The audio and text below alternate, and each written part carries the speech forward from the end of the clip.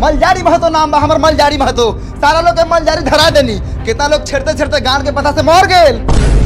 ठीक है कहो तानी भैया जी, नरकटियागंज से सारा जात में 3 गो 4 गो खारा बा, महतो में एगो रोगी खारा भेल बानी। आई त हमनी महतो की सबसे ज्यादा वोट बा, छाती पर चढ़ के जीतल जाई। बिहार नॉमिनेशन बा, बहुत रुपए रखले बानी, सारा जनता के पीछा पैसा रुपया खर्चा करे के बा। अच्छो से ये बताओ हमनी कितना दिन आपस में लड़ल जाई, जीते के बा, आ जो हमनी के ब्यादर में खड़ा हुई पीटे के बा, अब 15-20 साल तक हमनी के टीके के बा। हम क्रिमिनल सिंह से बात करता नहीं। हाँ हेलो, हम क्रिमिनल सिंह बोला तनी। जी हम दरोगा बोला था नहीं। हाँ बोलो दरोगा जी, का कहा तनी? कहे कि लेकिन थोड़ा कायदे में बोला, ऐसे सबके फायदा होई। हम इतने चाहता नहीं कि चुनाव में कोनो तरह के झगड़ा बवाल ना हो। अच्छा ठीक बा, ज्ञान मत तू के क्या करे के बाद क्रिमिनल सिंह जाने तरन। अच्छा ठीक बा, रखू, प्रणाम। इधर का बोलत लगा भैया जी? सजेशन देत रहलका, शांतिपूर्वक काम करू। ठीक है तो कहत लगा भैया जी, उस साला मलजरिया का औकात बरो के सामने खड़ा होके के तो क्या करी, छोड़ दी, हीरो बने दी। उस साला भौल के छोकरा हमरे से टक्कर दी, मन करता साला बीजा के छल्ली छल्ली कर दी। भैया जी आराम से, उस साला मलजरिया का औकात बरो के सामने खड़ा होके के। कारे साला क्रिमिनल बा, तू और लेखन काहे घेगिया तरे? घेगियाई तनी, उस साला मलजरिया जनता के पीछे पैसा फूक रहल बा, हम कुछ ना बोली। ए साला तू बोल, बढ़िया बात सोच के बोल। तू चुनाव लड़ा तारे कि जंग लड़ा तारे? आए सीधा बन के रहो तो केहू मुंह में मुद के चल जाए। उस साला मलजारी महतो सारा महतो जी के इकट्ठा कर दिल बा, तो केने जीतबा चुनाव बिना गुंडई के? वही से इस साला के 10 साल जेल में छोड़ले रहे, बकरी के गाभिन कहले रहे था। सुनत तुम्हारी बात, इस साला चुनाव व्यवहार से जीती की गुंडाई से? तो के लखन बनाई व्यवहार, ना आदमी लगे जाए तो वाला ना जानवर लगे। अब लाज के बात क्या बताए, आखिर भाई है। इस साला के हवस के चलते घर में कुत्ता बिलाई पोसल छोड़ दे, एगो मुर्गियो रहे तो साला गायब कर दिलक। आज तक पता न चला कि साला कौना हिसाब से गायब करलक। छोड़ा उस बात, कथी खोकर ले बड़ा, पहले चुनाव कैसे जीतल जाए ई बताओ। नरकटियागंज में महतो जी के वोट ज्यादा बा, यही से मलजारी महतो इतना कूदता। एगो और कोनो महतो जी में कैंडिडेट खड़ा कर। अब कोना महतो जी के खड़ा कल जाओ, सारा महतो तो एकजुट बा। पैसा के बाजार में पैसा के मोट रुपया खर्चा करे को हुई। अजय, दरिंदा महतो के बेटवा के का नाम बा, जो डीमापुर से खूब पैसे कमा के आयल है? दरिंदा। अच्छा छोचिया 12 रुपया कमा के आयल बा डीमापुर से। मालिक पहले तो सरवा मुस मार मार के खाए, मूस खाओ चाहे जूस खाओ, बुला के लिया भैया साला के। भलू इस साला दोगला के समझले रहनी है कि प्यार से काम करे के बा। रे साला किडनैप करे के उठा के लिए बे। हैं साले, ओकरा से हम बात करम, अगर बीच में तू बोल देला तो बुझ लिया गोली हमरो चलावे आवले। आ जाए, जाके छोची महतो को बुला के लिया। एक बोतल पानी लिया। हमर जब देखे एक बोतल पानी लिया ना लिया, जो जदी उखाड़े तो उखाड़ लिए। भैया जी का भेलो रे, का कुत्ता लेकिन गाला फारा तरस? कुत्ता लेके चिल्लाता नहीं, सोचिए क्रिमिनल सिंह के आदमी बुला के ले गेलई ह। काहेला? हमर डर बा कहीं क्रिमिनल सिंह छोचिया के खड़ा ना करा देवे सभापति में। ए ना होई खारा, ऐसे भी एको को महतो के वोट गड़बड़ाए वाला नहीं खे। ऐसे ना बोला भैया, खारा हो जी दादा वोट काट ली सरवा। अच्छा खारा होके दे, ओकरा बाद बावरगंज के लंड से मार के टन दिन बैठा देम साले के। प्रणाम भैया। प्रणाम प्रणाम। आय महतो जी बैठी। कहीं ना भैया जी, कैसे कैसे याद कैनी है? अरे उठा महतो जी के। का महतो जी, बाप जन्म कहियो कुर्सी पर बैठल ना रहनी है का? वह महाराज, राउर कुर्सी राउर गारो से गहिर बा। बड़ा फालतू बोलता, गोली एगो सटा दी का। साले तोरा के कहले रहे मुंह बंद करके रहेला। कैसन गोली सटावेला कहता नहीं क्रिमिनल जी? अरे ना रहुआ गिर गेनिया नु, दर्द हो गेल होई, ओकरे गोली के बात करत रहलका। कैप्सूल ना दर्द नहीं खे, मर्द वाला बात होखो। अब कंगारू जाके पहले 2 कप बढ़िया चाय बनवा के लिया। दूध तो बाहर ना वाले घर में, चाय लान में से बना के ले आई। रह दे ऐसियो बहुत गर्मी बा। है चलू रहुआ बाहर। है क्रिमिनल 2 लाख रुपया लेके आओ गाछी में। अच्छा छोची बाबू, हमरा लागल है कि महतो जी में सबसे ज्यादा पढ़ल लिखल तू है बार। हाँ सबसे ज्यादा पढ़ल लिखल बानी, खाली मैट्रिक में तइका फेल हो गए रही। तब तो समझदारो होकबा। बहुत समझदार बानी, बिना कछिया के जींस पहनी ले कि काछ ना लगे। हाँ बुद्धि तो बा, लेकिन इतना बुद्धि होते हुए दूसरा के गाड़ के पीछे घुमा तरह ई शोभा नहीं के दे छोची बाबू। तो का करी, रउआ के जिता दी, गांव में आतंक फैला के लूटपाट करेला। भैया अभी ले कहो ना, मार दी साला के गोली। कब से कहता नहीं कि साला तू मत बोल, मैटर गड़बड़ा जाई। हम कहाँ जीता तानी, हम तो जाना तानी कि हम हार जाए। हम चाहता नहीं अपन नगर परिषद से कोनो पढ़ल लिखल उम्मीदवार जीत के आओ आ उ खूबी तोहरा में बा। ए हम चुनाव उनाव कहाँ लड़म, हमरा पैसा कौड़ी नहीं खे, ऐसे ही मलजरिया जीतनू जते। हे हमरा रहते हुए इतना बढ़िया उम्मीदवार कैसे चुनाव न लड़ी। है लाओ रुपया, इधर 2 लाख रुपया आ लड़ो चुनाव। पाँचों लड़का भैया जीत जाए। ए जीत तो हरता है बा डिटेलर घर तो और दे भाऊ। समझा मलजरिया हार गेल, जीते ला जमीनो बेच देम भैया, आशीर्वाद दो। जो जीत पक्का बा। देख ले 10,000 महतो में 5,000 एने आ 5,000 ओने आ बीच में क्रिमिनल सिंह जिंदाबाद जिंदाबाद जिंदाबाद। किमनल सिंह मत घबराना। तेरे पीछे सारा जमाना। किमनल सिंह जिंदाबाद जिंदाबाद जिंदाबाद। किमनल सिंह मत घबराना। तेरे पीछे सारा जमाना। जिंदाबाद जिंदाबाद। जारी बातों जिंदाबाद जिंदाबाद जिंदाबाद। जब तक सूरज चांद रहेगा जारी बातों नाम रहेगा। जारी बातों मत घबराना। तेरे पीछे सारा जमाना। अरे साला जमाना होकर जनाना होकर तेरे पीछे सारा जमाना। मलयारी बातों जिंदाबाद जिंदाबाद जिंदाबाद। मत घबराना। तेरे पीछे सारा जमाना। मरेंगे मिटेंगे जीतेंगे। मलयारी बातों जिंदाबाद जिंदाबाद जिंदाबाद जिंदाबाद। छोटी माता जिंदाबाद। मरेंगे मिटेंगे मरेंगे मिटेंगे।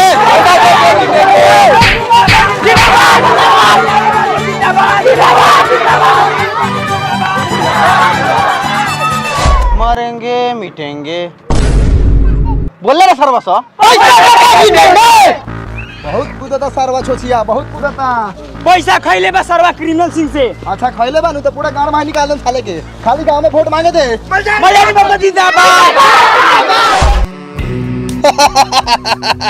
तोनी के सपोर्ट से हम नरकटियागंज से खारा बेल बानी। हमरा मन पसंद चुनाव चिन्ह बा बंदूक छाप, जो हमरा बहुत पसंद बा। अभी एमे गोली नहीं खे, भरा जाए, जितला के बाद में सबनी के गोली मार दे। रे साला नखौ बोले के लूट तो मत बोल साला अंगूठा छाप। इकरा कहे के मतलब बा कि जीतला के बाद रउआ लोग के जे तकलीफ दी ओकरा के गोली मार दियन क्रिमिनल बाबू। दई सबके 2-2 हजार रुपया गिन के दीपावली मनाई लोग। ये तो कुछो नहीं खे, ये उससे बेसी मिली, लेकिन बंदूक छाप के भुलैया लोगन ना न तो 100 गो मोटर के स्प्लाई से बा 200-400 और दाई। खैले नकस कार है, उठाओ झोंक लगा के। हाँ भगेलू भर भर छठी खा आगा के भर एकदम तो पैखाना बनवा दे हम। कहवा कढ़ाई में। ना रे घर के पिछुआ रहा जा। ठीक बा मलजारी भैया। जा जा आगे बढ़ू लाद माथा पर।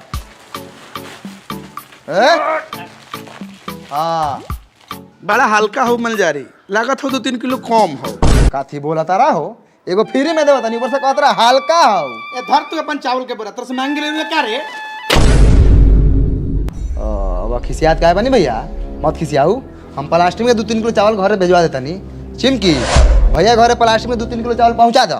ठीक बा भैया, नहीं रहुआ लेके जाऊ, हम पहुंचा दे। हम ठीक बा जल्दी पेटवा दी हो, अदन चढ़ा के आल बानी नए बोराम खोलब ना। सरहु खाली चुनावा जीते दा, ओकरा बाद गाड़ में खरे चावल गिरा। ए लादा चावल कथि मुंह तकले बाड़ा। ए साला रे लदाई ना, हम तक ना तू तक बे। साले खाए ला लाई ना, पता तो है कि बा मिठाई है मिठाई है कि जानता में चावल बांटा था नहीं। ऐ साला कमा के और बानी हम कि तू जब ना तब कुछ कुछ बांटा तो रे। है मर्दे चुनाव लड़ल आ मछली फसावल दोनों एक चीज है। मछली फसावे ला बंसी में चारा लगावल जरूरी बा।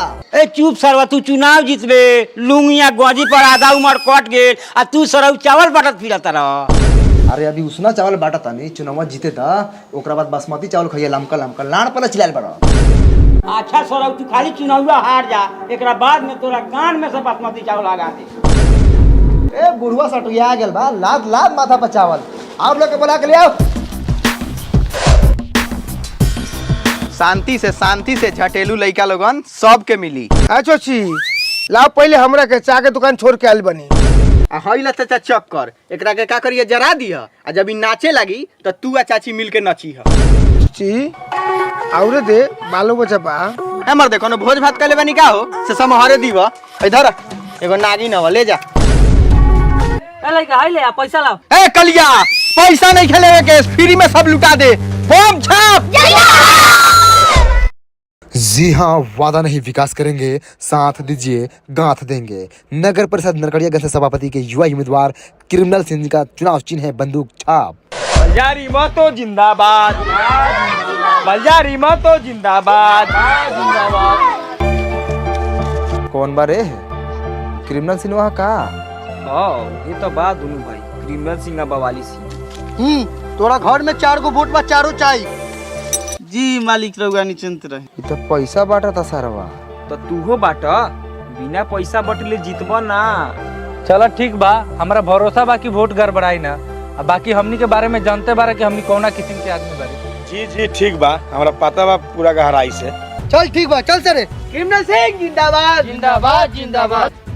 चुप का है बारे रे सारवा, डराता रे का? काहे डराई हो? मलयारी महतो जिंदाबाद, जिंदाबाद, जिंदाबाद। मलयारी महतो जिंदाबाद, जिंदाबाद, जिंदाबाद। क्रिमिनल सिंह जिंदाबाद, जिंदाबाद, जिंदाबाद। मलयारी महतो जिंदाबाद। बराबरी तक तरह साले लाश के भूजा भूजब साहब। ए हम कोनो चाना मकई हैं कि भूज देगा? भूजे तो भूजा, हम भुजाएंगे। नरकटियागंज में चेयरमैन बन के दिखाएंगे। चुनाव जीतेगा। बंदूकों के घोड़ा दबाओ साला के छाती पर।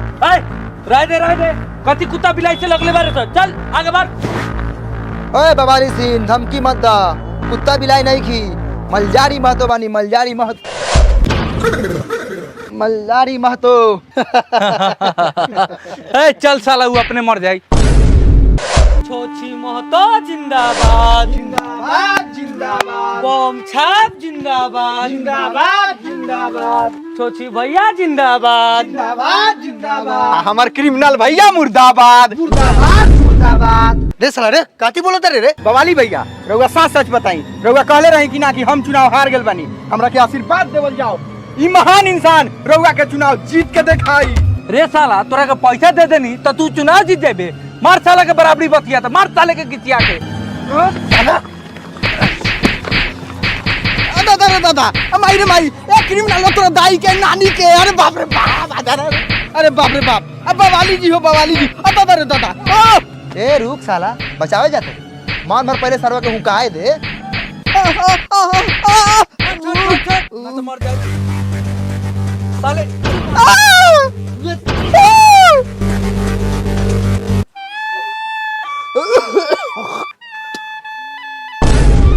छोची हुक प्लेंडी सिरुआ भात गोप गोप। अरे नारा लागो। मलयारी महतो जिंदाबाद, जिंदाबाद। छोची महतो मत घबराना, तेरे पीछे सारा जमाना। धोनी के महातारी के साले वहां पर से कहां रहा? अरे मदना साला कहाँ बारे रे? तू कहां रबिया बैठल बा? ए रबिया रे, देख रहा कौन बाहर चिल्ला था। ए मलयारी भाई हवा। का रे तोनी का दोनों भैया पैसा ले लिया सर क्रिमिनल सिनेमा से। बाक मर दे तो कौन कह देलो हमनी के पैसा लेनी है। पापा देखा तो मेरा सारा सा गिरगिट लेके रंग बदलल। ए तो एक निका आज के दोगला बस का हो? तोनी के पैसावा लेवत रहल त हमनी के देखनी है ना सब। ए मलयारी भाई, ओकरा खेतवा में काम काले रही है, ओकरे पैसा देत रहलक ह। फिर साला कर लूठो झूठ बोलता साला कजरा उठा कलर। पर साला बाप करिए वोट ला पैसा ले ले के ना ले ले। ए त कोनो दौड़ बा का रे, लेनी है पैसा कि में सिंह गांव में दमाई तो देलेगा पैसा, तोरो गांव में दमाई तो पैसा दे अब वोट ले। ओ तब ब्यादरों से पैसा ले बे साला सा डॉक्टर मलयारी महता से। कथी के ब्यादर हो? हमनी के खानदान में बिना पैसा के वोटे ना दियाला। बिकाऊ महतो के पोता बानी सब। ए तो हमो किना महतो का पता बानी, सारा वोट कीन के चेयरमैन बन जाए। हाँ तो हमनी के बिकाया तैयारी है बानी, तू किनाव महतो को पोता बा तो हमनी के किन के चेयरमैन बन जा। हाँ तो बनबे कर। बेटा मलयारी, अब मोच के बात आ गेल बा। बिकाऊ 1 बीघा खेत आ किना वोट। ए रबिया मदना सुन ले, 5,000 रुपया पहुँच जाता हूँ, लेकिन वोट गड़बड़ा के ना चाहिए, न तो तोनी का गड़बड़ा जाइबे। चल पैसा के इंतजाम कर, चल। अरे बाप कहाँ हो? हम आ गेल बदल। बाप तो कह दिए बवाली सिंह आ क्रिमिनल सिंह आ रहलन ह, ठीक बा? ठीक बा। का हो चमेली शर्मा, कहाँ बार? नहीं खन झाड़ा फिरे गेल बरन कारा में। का रे का सुनो तनी, मलजरिया घर से चावल के बोरा ढोत रे। तो कोनो मांगेगे रही कि अपने बुला के देलक? तरे साला कोनो कुछ देतौ तो लेके वोट दे देबे का रे। ए चुप चुप, ई सब का जानो, ई सब लइका नु बा, एकर बाप नु जानले हमनी के बारे में। कागल हजूर काहे खिसियाल बानी? अच्छा चमेली शर्मा झाड़ा फिर लेला। सुना तानी 12 चाउर के बोरा ढोआ तरह। अच्छा बाबू साहेब केहू कुछ देवो वोट अपना ही के हम दे। बाबू साहेब 4 गो वोट बा, गड़बड़ाई ना, चारों वोट रउए में जाई। अच्छा गड़बड़ाई तो 4 गोली तोरा गाने में जाए। अच्छा चमेली शर्मा, हम जाना तानी कि वोट गड़बड़ाई ना, फिर भी है पैसा ले ला, गारंटी रही। ठीक बा चलो तनी याद रखम, बूढ़ आदमी के गोली मार के नौबत ना आवे। प्रणाम। लाओ पैसा को तोरे हिसाब है में। धर महतारी के। आज कौना गली में चलल जाओ। का हो मलदारी भैया, चारों बगल घूमत रहू, वोट मांगत रहू, पैसा बांटत रहू, पट्टी परदार लगे एक बार गेलू पूछलू वोट देतवा कि ना देतवा। ए हम तो जानते बानी कि सारो हमार पार्टी परदार वोट ना दी। कैसे ना देतवा हो, ओकरा लगे जबाऊ तब ना देतवा। चलो मांगल जाई वोट, का कहता।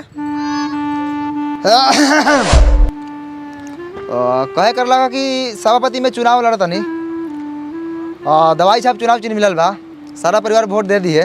तू हमार मालिक बारे कि तोरा काला पर हम तोरा के वोट दे देम, हमरा जहां मन करी तहां देम। अरे जहाँ मन करी तहाँ काहे देबे, हम तोर पटीदार बनी, हमरा के वोट दे के जिताओ। तोरा कोनो मुसीबत होतो तो हम तोरा पीठ पर खड़ा रहबाऊ। हां वोटवा ले गो त काहे ना पीठ पर खड़ा रहबे। हमरा के हमरा माई के घरवा में घुसा के मरले रहले, बुलाइल लड़की याद बा। ये तो नहीं देगा वोट, सीधा सीधा बोलो। देगा कि नहीं देगा पहले सोचेगा। जो तू अपन काम कर, हमरो का काम करे दे। हम तो जानते रहने कि सारा सामने के वोट ना दी, बोला के ले पटी परदार लगे ना कटे भावे।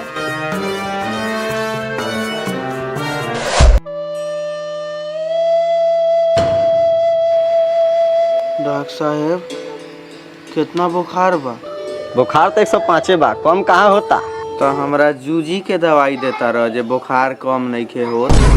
लाने से दवाई काम करो, इतना लात खैला के बाद जा तो सब डॉक्टर से दिखा लिया।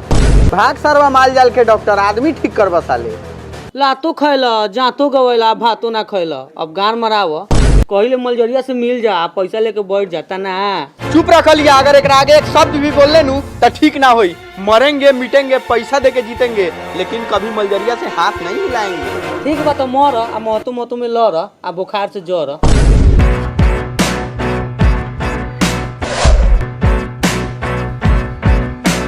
अस्सलाम वालेकुम गारफार भाई। गफ्फार भाई। अच्छा अच्छा गफ्फार भाई, हाँ तो बोली रहो काहेला बोले नहीं है। मलजारी भाई हमरा कोनो विशेष बात करे के नहीं थे, बस रउआ फायदा ला रउआ लोगन के बोलैनी है। ए तो फायदा बतावा गारफार। कब से कहता नहीं कि गफ्फार नाम बा हमार, त गफ्फार गफ्फार कइले बारा लोग। ए रुका तू रुका, हाँ बोला गफ्फार भाई, साफ साफ कहो का कहता रहा। देखा मलजारी भाई, नगर परिषद में हमारे बिरादर के वोट बहुत कम बा, सारा ग्राम पंचायत में बा। अगला बार में जोड़ा जाई तो अगला बार में जीत हमार पक्का बा। यही से हम चाहता नहीं कि ई चुनाव में हम रउआ के सपोर्ट करी। तो सपोर्ट ला हमरा तोरा ला करे का पड़ी। कुछो ना मलजारी भैया, हम सारा बिरादर के वोट तोरा दवाई छाप पर गिरवा दे। बस हमरा के 5 लाख रुपया दे दा, हम दम की साथ के बैठ जाए। वाह गफ्फार भाई वाह, एक क्षण में पूरा बिरादर के वोट दिया कह के तू हमारा सामने खुदा बन गेला, आ एक क्षण में 5 लाख रुपया के बात कह के तू हमारा सामने राक्षस बन गेला। गरमराई का पैसा आता है का रे? हाँ तो ठीक बा, मत द। आ तू छोची मत एक जगह बैठ के गार कटोवल कर। ए मलजारी महतो, तोनी दोनों गोरा में कोनो ना जीतबे, सबके मार देम गार। यही से नाम बा गफ्फार। खुदा हाफिज। लान 5 लाख रुपए देख ले बारो, जीतला के बाद 20 करोड़ से कम रुपया ना कमाइब। बुलावा ओकरा के, दो 5 लाख, 4000 वोट बा मुसलमान की। ए गफ्फार, अरे हेने आओ भाईजान, मान गए नी। साले पैसा तो दे दे, अगर चुनाव हरल तो तुहार सामान कटवा के कोठा पर बैठा दे।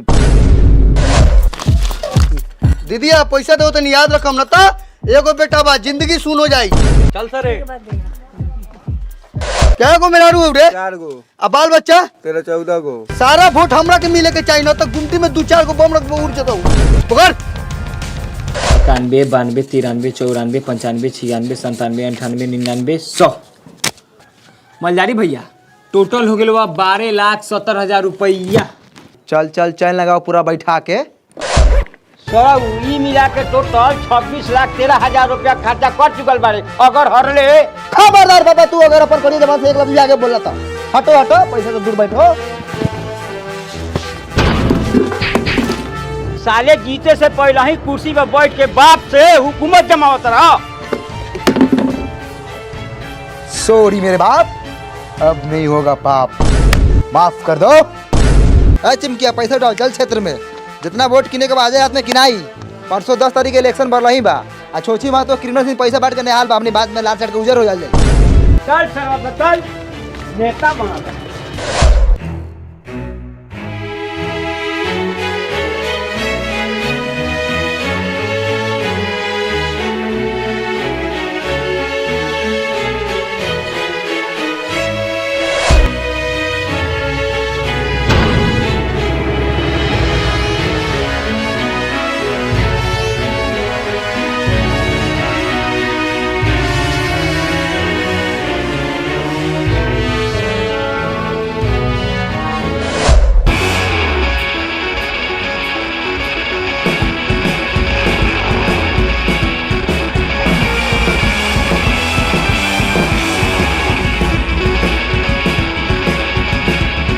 नमस्कार, मेरा नाम कैफी है। आप 24 टीवी जंक्शन देख रहे हैं। बिहार से एक सबसे बड़ी खबर आपको बता दें, पटना हाई कोर्ट ने अगले आदेश तक नगर निकाय चुनाव को स्थगित कर दिया है। आपको बताते चले कि कई ऐसे प्रत्याशियों को जोर से झटका लगा है। प्रत्याशी लगातार पिछले कई दिनों से चुनाव को लेकर पैसे को बांट रहे थे।